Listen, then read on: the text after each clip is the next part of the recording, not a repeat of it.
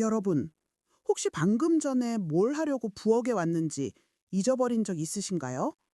아니면 자주 만나는 이 옷 이름이 갑자기 생각나지 않아서 당황하신 적은요? 많은 분들이 이런 경험을 하시면서 혹시 나도 치매 초기 아닐까 하고 불안해 하십니다. 하지만 정말 중요한 건 이런 불안감을 느끼는 바로 지금이 예방을 시작할 수 있는 가장 좋은 시점이라는 겁니다. 저는 노년건강증진연구소에서 15년째 일하고 있는 김종숙이라고 합니다. 올해 48살이고요. 대학에서 노인보건학을 전공한 뒤 석사 과정에서는 치매 예방을 위한 생활습관 개입 연구를 집중적으로 다뤘습니다. 졸업 후에는 지역 보건소와 노인복지관을 오가며 중장년층과 시니어분들을 대상으로 건강상담과 교육 프로그램을 진행해 왔고, 지금까지 만난 분들이 대략 1,500여 분 정도 됩니다. 최근 5년간은 국내외 치매 예방 관련 최신 연구를 검토하고 현장에 적용하는 일을 주로 하고 있습니다. 제가 이 콘텐츠를 만드는 이유는 단순합니다.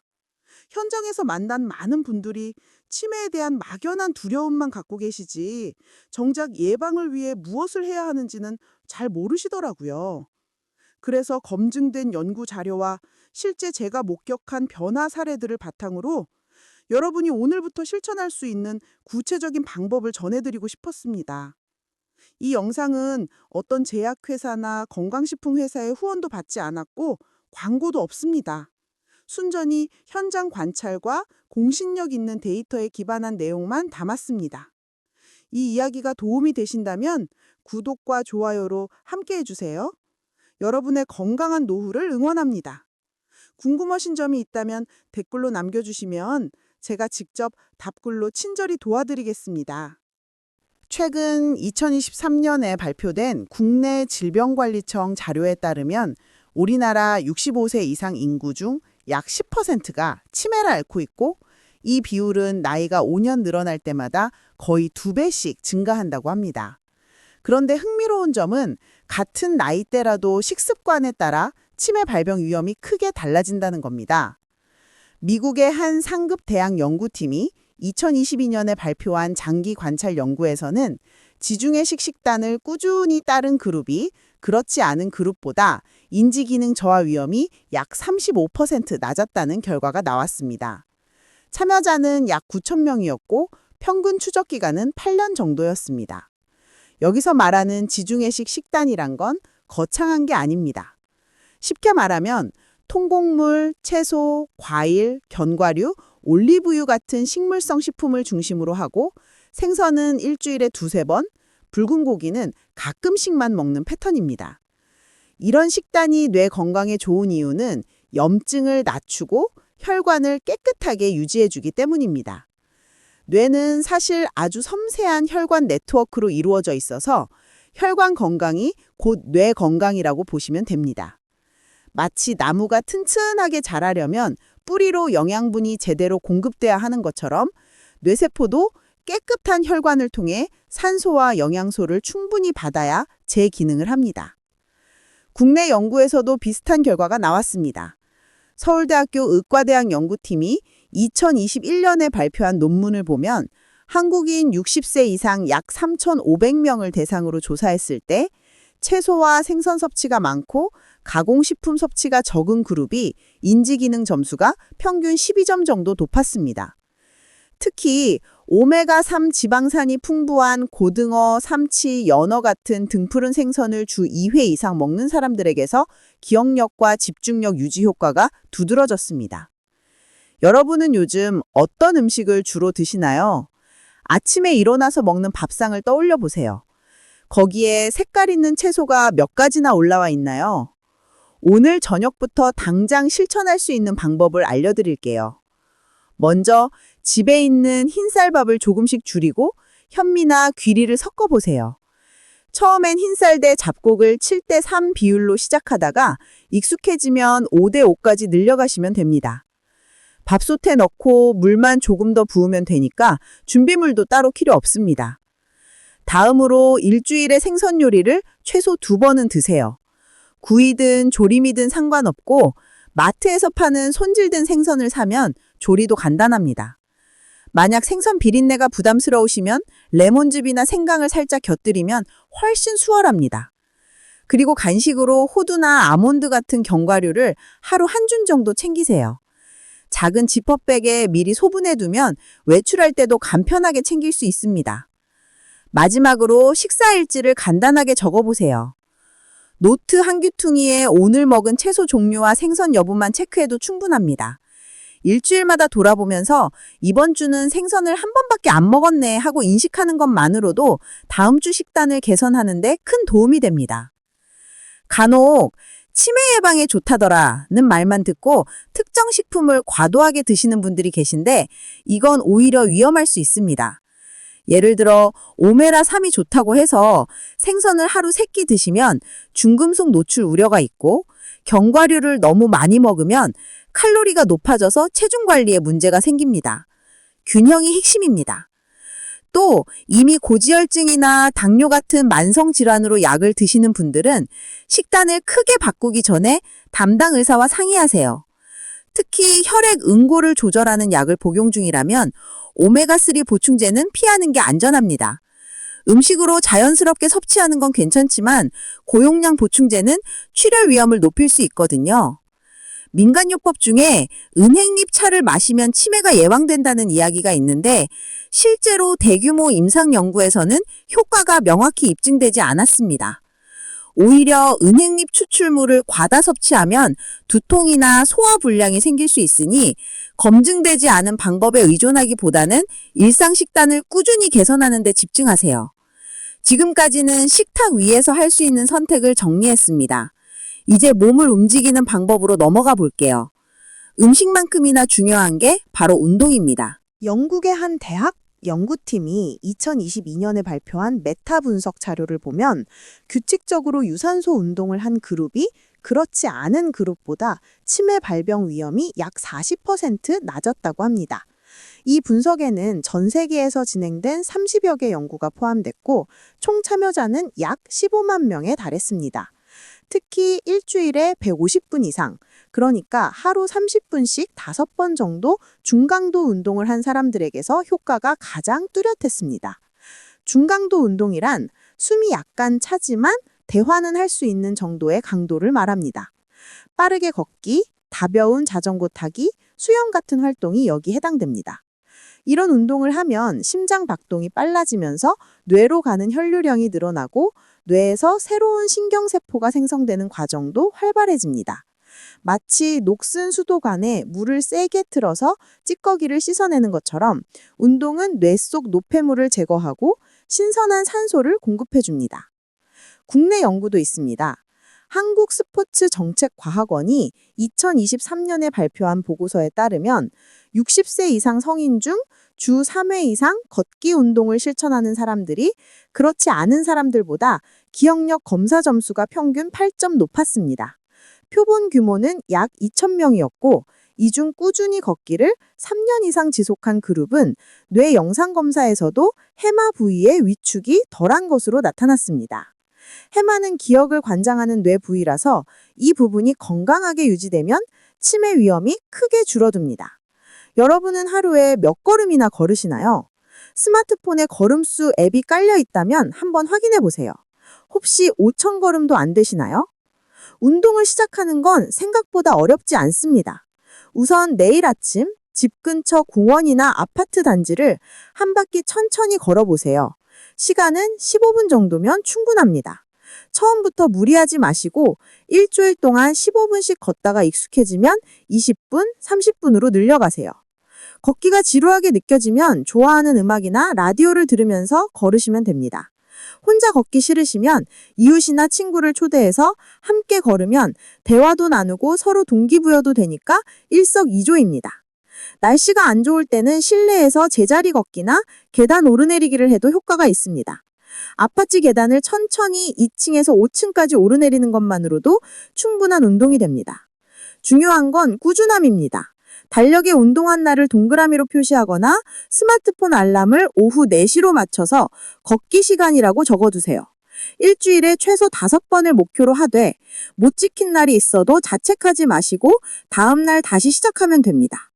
무릎이나 허리에 통증이 있는 분들은 갑자기 오래 걷기보다는 물속 걷기나 수영을 추천합니다. 물이 부력이 관절 부담을 줄여주기 때문에 안전하게 운동할 수 있습니다. 만약 관절염이 심하거나 최근에 수술을 받으셨다면 운동을 시작하기 전에 정형외과나 재활의학과 전문의와 상담하세요. 또 운동 중에 가슴이 답답하거나 심하게 어지러우면 즉시 멈추고 쉬어야 합니다. 특히 고혈압이나 심장 질환이 있는 분들은 운동 강도를 천천히 올리고 날씨가 너무 덥거나 추울 때는 실내에서 운동하는 게 좋습니다. 탈수를 막기 위해 운동 전 후로 물을 충분히 마시는 것도 잊지 마세요. 운동을 많이 할수록 좋다는 생각에 하루 2시간씩 걷는 분들이 가끔 계신데 이건 오히려 피로를 쌓이게 하고 부상 위험을 높입니다. 적당한 강도로 규칙적으로 하는 게 과도하게 하는 것보다 훨씬 효과적입니다. 운동의 중요성을 확인했으니 이제는 뇌를 직접 자극하는 활동으로 넘어가겠습니다. 몸만큼이나 머리도 써줘야 합니다. 호주의 한 연구팀이 2023년에 발표한 무작위 대조 시험 결과를 보면 인지훈련 프로그램에 참여한 그룹이 일반 활동만 한 그룹보다 6개월 후 기억력과 주의력 점수가 평균 15점 높았습니다. 참여자는 60세 이상 성인 약 800명이었고 인지훈련은 일주일에 3번, 한 번에 45분씩 진행됐습니다. 훈련 내용은 숫자 기억하기, 단어 찾기 퍼즐, 패턴 인식 게임 같은 활동이었습니다. 왜 이런 훈련이 효과가 있을까요? 뇌는 근육과 비슷해서 쓰지 않으면 점점 약해지고 자주 쓰면 강해집니다. 새로운 정보를 배우거나 복잡한 문제를 풀 때 뇌 안에서는 신경세포끼리 연결이 만들어지고 강화되는데 이걸 신경가소성이라고 부릅니다. 나이가 들어도 이 능력은 유지되기 때문에 계속 자극을 주면 뇌 기능을 유지하거나 심지어 개선할 수도 있습니다. 마치 교통신호가 많은 도로에서는 차가 막히지 않도록 신호체계를 계속 조정하는 것처럼 뇌도 새로운 자극을 받으면 더 효율적으로 작동하도록 스스로를 재조직합니다. 국내에서도 관련 연구가 있습니다. 서울대학교 간호대학 연구팀이 2022년에 발표한 논문을 보면 지역 노인복지관에서 인지 증진 프로그램을 3개월 동안 진행한 결과 참여자 약 120명의 인지 기능 점수가 평균 7점 향상됐습니다. 프로그램에는 회상요법, 미술활동, 단어 게임이 포함됐고 특히 다른 사람들과 함께 이야기를 나누는 사회적 활동이 결합됐을 때 효과가 더 컸습니다. 여러분은 요즘 새롭게 배우고 있는 게 있으신가요? 아니면 매일 비슷한 일상을 반복하고 계신가요? 작년 봄에 제가 상담했던 정은실님 이야기를 해드리고 싶습니다. 은실님은 당시 68세였고 혼자 사시면서 자녀들이 멀리 사는 탓에 외로움을 많이 느끼셨습니다. 특히 최근 몇 년 사이 깜빡하는 일이 잦아지면서 내가 이러다 치매 걸리는 거 아닐까 하는 걱정에 밤잠을 설치셨다고 하더라고요.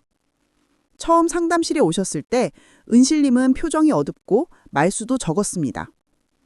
은실님의 하루 일과를 들어보니 아침에 일어나서 텔레비전을 보고 점심 먹고 낮잠 자고 저녁 되면 다시 텔레비전을 보는 패턴이 거의 1년 넘게 반복되고 있었습니다. 사회적 접촉도 거의 없었고 새로운 활동을 시도할 엄두가 나지 않는다고 하셨습니다. 저는 은실님께 작은 변화부터 시도해보자고 제안했습니다. 먼저 근처 도서관에서 운영하는 초보자용 스마트폰 교실에 등록하시라고 권했고 같이 가는 친구를 한 분 만들어 보시라고 했습니다. 처음 몇 주는 힘들어하셨습니다. 스마트폰 조작이 어렵고 젊은 강사가 설명하는 속도가 너무 빠르다고 하소연하셨습니다. 하지만 수업이 끝나고 같은 반 수강생들과 커피를 마시면서 이야기를 나누는 시간이 생기자 은실님 표정이 조금씩 밝아지기 시작했습니다. 스마트폰으로 사진을 찍고 자녀들에게 메시지를 보내는 법을 배우면서 성취감도 느끼셨습니다. 3개월 후 은실님은 스마트폰 교실을 수료하고 이번엔 복지관에서 하는 서예광자에 도전했습니다. 붓을 잡는 것도 처음이었지만 한 획 한 획 그어가며 집중하는 시간이 명상 같다고 하셨습니다. 6개월이 지난 지금 은실님은 주의회 서예 모임에 빠지지 않고 나가시고 그곳에서 만난 친구들과 함께 전시회도 다니십니다. 기억력 검사를 다시 해보니 처음보다 10점 정도 점수가 올랐고 무엇보다 살아있다는 느낌이 든다는 말씀을 하셨습니다. 은실님의 사례가 모든 사람에게 똑같이 적용되는 건 아니지만 새로운 활동을 시작하고 사회적 관계를 회복하는 과정이 뇌 건강에 얼마나 긍정적인 영향을 미치는지 보여주는 좋은 예입니다. 은실님은 지금도 꾸준히 서예를 하시면서 최근엔 영어 단어 공부도 시작하셨다고 합니다. 인지훈련은 거창하게 시작할 필요가 없습니다. 오늘 저녁에 신문이나 잡지에서 낱말 퍼즐을 한 개만 풀어보세요. 처음엔 쉬운 것부터 시작하고 익숙해지면 난이도를 조금씩 올리면 됩니다. 스마트폰이 있으시면 무료 두뇌 훈련 앱을 하나 깔아서 하루 10분씩 해보세요. 숫자 기억하기, 색깔 맞추기, 단어 찾기 같은 간단한 게임들이 많이 있습니다. 책 읽기도 좋은 방법입니다. 한 달에 한 권의 책을 목표로 정하고 읽으면서 중요한 내용을 간단히 메모하거나 가족에게 이야기해 보세요. 내용을 정리하고 말로 표현하는 과정에서 뇌가 더 활발하게 작동합니다. 새로운 취미를 배우는 것도 추천합니다. 악기 연주, 그림 그리기, 외국어 공부, 요리 같은 활동은 뇌의 여러 영역을 동시에 자극합니다. 처음엔 서툴러도 괜찮습니다. 중요한 건 새로운 걸 배우려는 시도 자체입니다. 지역 문화센터나 복지관에서 무료 또는 저렴한 비용으로 다양한 강좌를 운영하니까 한번 알아보세요. 일주일에 한 번은 친구나 이웃과 만나서 대화를 나누는 시간을 가지세요. 사회적 상호작용은 그 자체로 훌륭한 인지훈련입니다. 전화통화도 좋지만 가능하면 직접 만나서 얼굴을 보며 이야기하는 게 더 효과적입니다. 인지훈련을 하면서 너무 성과에 집착하지 마세요. 나는 왜 이것도 못 풀지? 하고 자책하면 오히려 스트레스가 쌓이고 흥미를 잃게 됩니다. 즐기는 마음으로 접근하고 계속 틀려도 괜찮다는 태도를 갖는 게 중요합니다. 또 유료 두뇌 훈련 프로그램 중에는 과학적 근거가 부족한 것들도 많습니다. 광고에서 일주일 만에 기억력 20% 향상 같은 말을 하는 건 대부분 과장이니까 주의하세요. 검증된 프로그램을 선택하려면 대학 연구팀이나 공공기관에서 개발한 것인지 확인해 보는 게 좋습니다. 만약 실제로 일상생활에 지장이 있을 정도로 기억력이 떨어지거나 같은 질문을 반복하거나 길을 자주 잃는다면 이건 단순한 노화가 아닐 수 있습니다. 이럴 때는 인지훈련만 하지 말고 신경과나 정신건강의학과에서 정확한 검사를 받아보시는 게 먼저입니다. 뇌를 자극하는 활동도 중요하지만 뇌가 쉬면서 회복할 시간도 필요합니다. 이제 수면 이야기로 넘어가겠습니다. 미국의 한 신경과학 연구팀이 2023년에 발표한 연구를 보면 수면 중에 뇌에서 노폐물을 제거하는 시스템이 작동한다는 게 밝혀졌습니다. 이 시스템을 림프계라고 부르는데 잠을 자는 동안 뇌척수액이 뇌조직 사이를 흐르면서 아밀로이드 베타 같은 독성 단백질을 씻어냅니다. 아밀로이드 베타는 치매 환자의 뇌에 축적되는 물질로 이게 쌓이면 신경세포가 손상됩니다. 연구에 참여한 약 600명의 데이터를 분석한 결과 하루 수면 시간이 6시간 미만인 사람들이 7에서 8시간 자는 사람들보다 뇌의 아밀로이드 베타가 약 30% 더 많이 축적돼 있었습니다. 잠이 부족하면 뇌가 제대로 청소되지 않는 셈입니다. 마치 쓰레기 수거차가 오지 않아서 집안에 쓰레기가 쌓이는 것과 비슷합니다. 시간이 지나면 쓰레기가 넘쳐서 생활하기 힘들어지듯 뇌에 노폐물이 쌓이면 인지 기능이 저하되고 치매 위험이 높아집니다. 국내 연구도 있습니다. 한국수면학회가 2022년에 발표한 보고서에 따르면 국내 60세 이상 성인 중 약 45%가 불면증 증상을 경험하고 있고 이 중 수면 시간이 5시간 미만인 그룹이 7시간 이상 자는 그룹보다 경도인지장애 진단율이 약 2배 높았습니다. 표본은 약 2,500명이었고 평균 추적 기간은 4년이었습니다. 여러분은 밤에 잠들기까지 얼마나 걸리시나요? 혹시 새벽에 자주 깨서 다시 잠들기 힘드신가요? 제 아버지 얘기를 잠깐 하겠습니다. 아버지는 평생 자영업을 하시면서 잠을 아껴가며 일하셨습니다. 새벽에 일어나서 밤 늦게까지 가게를 지키는 게 일상이었고 하루 수면 시간이 5시간을 넘긴 적이 거의 없었습니다. 젊을 때 고생해야 나중에 편하다는 생각으로 버티셨지만 60세가 넘어가면서 기억력이 눈에 띄게 나빠지기 시작했습니다. 처음엔 저도 나이 들면 다 그러려니 생각했는데 아버지가 같은 말을 하루에 서너 번씩 반복하시고 약속 시간을 자주 잊으시는 걸 보고 걱정이 됐습니다. 병원에서 검사를 받아보니 경도인지장애 진단이 나왔고 의사 선생님은 만성적인 수면 부족이 한 원인일 수 있다고 하셨습니다. 그때 제가 수면 개선을 도와드리기로 마음먹었습니다. 먼저 가게 운영 시간을 조금 줄이도록 설득했습니다. 처음엔 매출이 줄어든다고 반대하셨지만 건강을 잃으면 일도 할 수 없다는 걸 이해하시고 저녁 9시에는 문을 닫기로 하셨습니다. 그리고 잠자리 환경을 개선했습니다. 침실 커튼을 암막 커튼으로 바꾸고 텔레비전은 거실로 옮겼습니다. 자기 전 1시간은 스마트폰을 보지 않기로 약속하고 대신 가벼운 스트레칭과 따뜻한 우유 한 잔을 드시도록 했습니다. 처음 2달은 별 변화가 없었습니다. 오히려 잠이 안 온다고 답답해 하셨습니다. 하지만 석 달쯤 지나자 조금씩 달라지기 시작했습니다. 아침에 일어날 때 개운하다고 하시고 낮에 졸음이 덜 온다고 하셨습니다. 6개월 후 다시 검사를 받았을 때 인지기능 점수가 5점 올랐습니다. 완전히 회복된 건 아니지만 진행 속도가 늦춰진 건 분명했습니다. 지금 아버지는 매일 밤 11시에 주무시고 아침 7시에 일어나십니다. 수면 시간이 8시간으로 늘어났고 낮 동안 활력도 좋아지셨습니다. 물론 이건 제 아버지 한 분의 경험이고 모든 사람에게 똑같은 결과가 나타나는 건 아닙니다. 하지만 수면을 개선하는 게 실제로 인지기능 유지에 도움이 될 수 있다는 걸 몸소 경험했기 때문에 저는 상담할 때 항상 수면 문제를 꼭 확인합니다.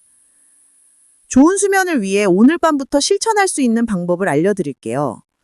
먼저 매일 같은 시간에 자고 같은 시간에 일어나세요. 주말이라고 늦잠을 자면 생체 리듬이 무너지니까 가능하면 평일과 비슷한 시간을 유지하는 게 좋습니다. 자기 30분 전에는 모든 전자기기를 끄세요. 스마트폰, 텔레비전, 컴퓨터에서 나오는 블루라이트가 수면 호르몬인 멜라토닌 분비를 억제합니다.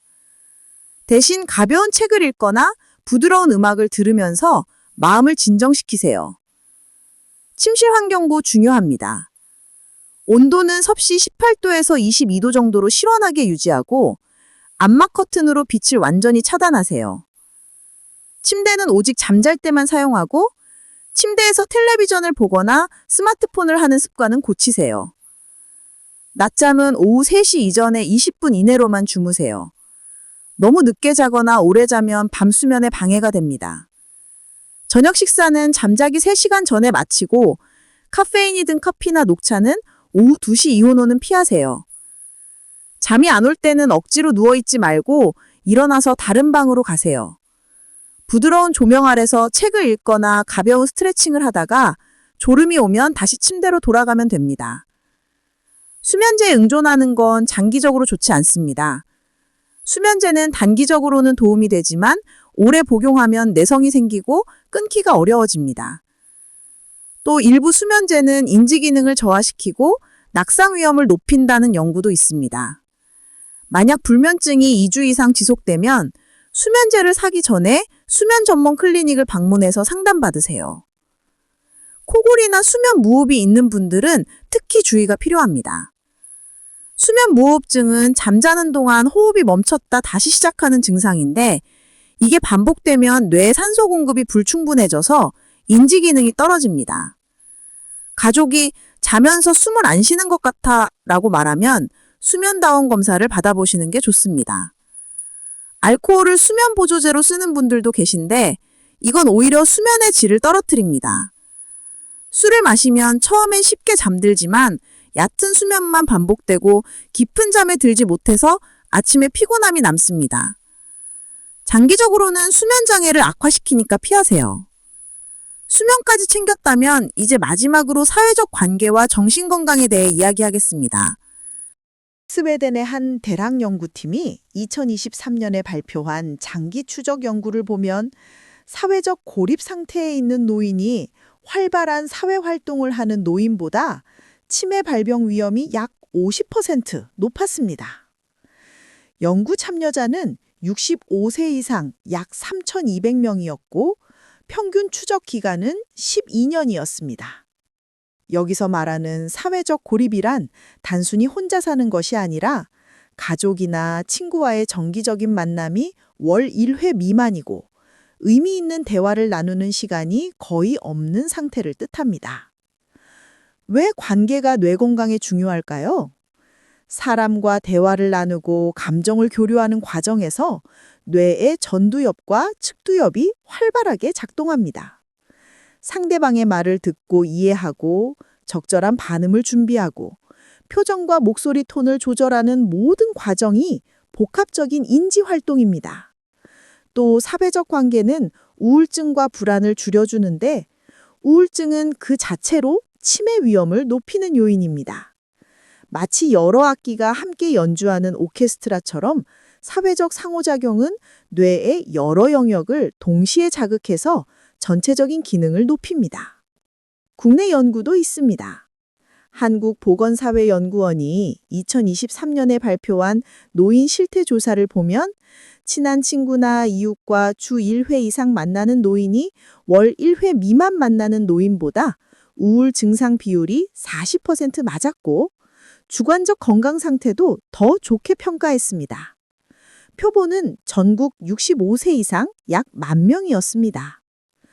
여러분은 지난 일주일 동안 가족이나 친구와 마음 편하게 대화를 나눈 적이 몇 번이나 있으신가요? 관계를 개선하는 건 거창한 계획이 필요 없습니다.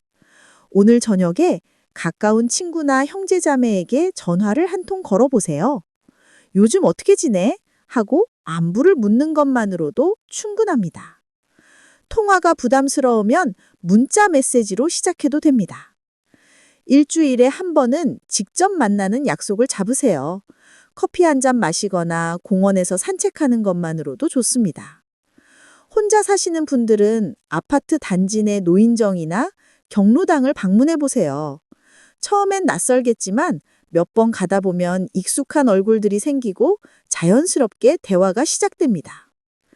지역 복지관이나 문화센터에서 운영하는 동호회 활동에 참여하는 것도 좋습니다. 등산, 노래, 서예, 요리 같은 취미를 공유하는 사람들과 함께하면 공통 관심사가 있어서 대화가 더 쉽습니다. 처음 나가는 날은 부담스러울 수 있으니 친구나 이웃을 함께 초대해서 가면 더 편합니다. 봉사활동도 추천합니다. 도서관에서 책 정리를 돕거나 지역 아동센터에서 아이들에게 책을 읽어주는 활동은 나이와 상관없이 할 수 있고 다른 봉사자들과 자연스럽게 교류하게 됩니다. 남을 돕는 과정에서 보람을 느끼고 자존감도 높아집니다. 가족과의 관계도 챙기세요. 자녀나 손주와 정기적으로 영상통화를 하거나 가능하면 한 달에 한 번은 함께 식사하는 시간을 만드세요. 세대 간 대화는 뇌에 새로운 자극을 주고 정서적 안정감을 높입니다. 사회적 관계를 억지로 늘리려다가 오히려 스트레스를 받는 경우도 있습니다. 마음이 맞지 않는 사람과 억지로 시간을 보내는 건 도움이 안 되고 오히려 피로만 쌓입니다. 질이 양보다 중요하니까 몇 명이냐보다는 얼마나 편하고 진솔한 대화를 나누는지에 집중하세요. 또 우울증이나 불안 증상이 심한 경우에는 사회활동만으로 해결되지 않습니다. 2주 이상 기분이 가라앉고 아무것도 하기 싫고 잠도 안 오고 식욕도 없다면 이건 전문가의 도움이 필요한 상황입니다. 정신건강의학과나 지역 정신건강복지센터를 방문해서 상담받으세요. 우울증은 치료 가능한 질환이고 조기에 개입할수록 효과가 좋습니다. 온라인 커뮤니티나 소셜미디어도 관계 유지에 도움이 되지만 대면 만남을 완전히 대체할 수는 없습니다. 화면 너머로 주고받는 메시지는 표정과 목소리 톤 같은 비언어적 신호가 빠져 있어서 뇌에 주는 자극이 직접 만남보다 약합니다. 온라인은 보조수단으로 활용하되 가능하면 직접 만나는 시간을 우선하세요. 지금까지 식습관, 운동, 인지훈련, 수면, 그리고 사회적 관계까지 5가지 핵심 요소를 살펴봤습니다. 이제 오늘 이야기를 정리하며 마무리하겠습니다. 오늘 여러분과 나눈 이야기를 3가지로 요약하겠습니다. 첫째, 치매는 예방할 수 있습니다. 완벽하게 막을 수는 없지만 위험을 크게 줄이는 건 가능합니다. 식탁 위의 선택, 매일 걷는 습관, 새로운 걸 배우는 노력, 충분한 잠, 따뜻한 관계, 이 5가지가 여러분의 뇌를 지키는 방패입니다. 이건 비싼 약이나 특별한 치료가 아니라 일상에서 누구나 실천할 수 있는 생활 습관입니다. 둘째, 작은 변화가 쌓이면 큰 차이를 만듭니다. 하루아침에 모든 걸 바꾸려고 하면 부담스럽고 금방 포기하게 됩니다. 오늘은 저녁 식사에 채소 1가지만 더 올리고 내일은 10분만 걸어보고 모레는 친구에게 전화 1통 걸어보세요. 이런 작은 실천이 1달, 석 달, 1년 쌓이면 여러분의 뇌는 분명히 달라집니다. 제가 현장에서 만난 분들 중 변화를 경험한 사람들은 모두 한결같이 꾸준히 했더니 달라지더라고 말씀하셨습니다.